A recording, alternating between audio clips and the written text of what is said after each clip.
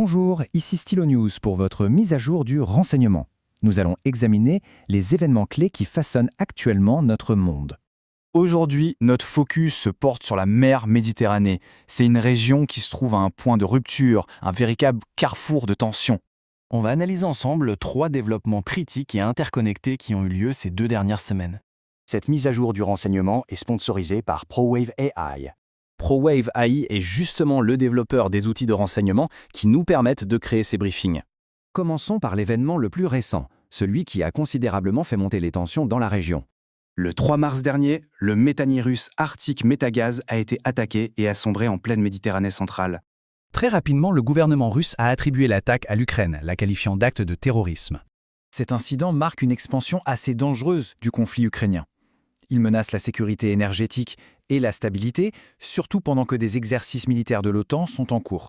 Mais attention, cette attaque n'est pas survenue dans le vide. Elle s'inscrit dans un environnement déjà extrêmement volatile. Les jours précédents ont en effet vu une forte escalade militaire entre les États-Unis et l'Iran, qui a commencé par des frappes américaines et israéliennes.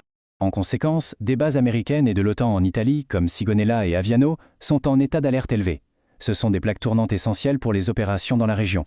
En réponse, le Premier ministre et le ministre de la Défense italien ont clarifié la position de l'Italie, soulignant le respect des accords existants, mais sans implication directe dans le conflit.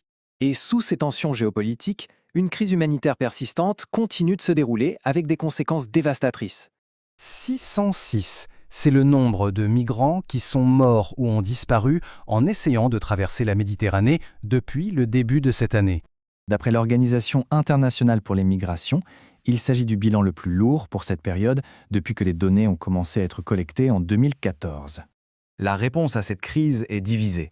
D'un côté, l'Italie met en place des mesures de contrôle plus strictes, tandis que de l'autre, les Nations Unies et les organisations humanitaires appellent à se concentrer sur les droits de l'homme et le sauvetage. Ces événements, une attaque maritime, une escalade militaire et une catastrophe humanitaire sont profondément liés. Pour une analyse complète de ces développements, nous vous invitons à écouter l'exposé complet. La mise à jour du renseignement de Stylo News est disponible sur toutes les grandes plateformes ou via le lien fourni. Merci d'avoir suivi cette mise à jour. Pour des actualités alimentées par l'IA, abonnez-vous à Stylo News sur stylonews.com.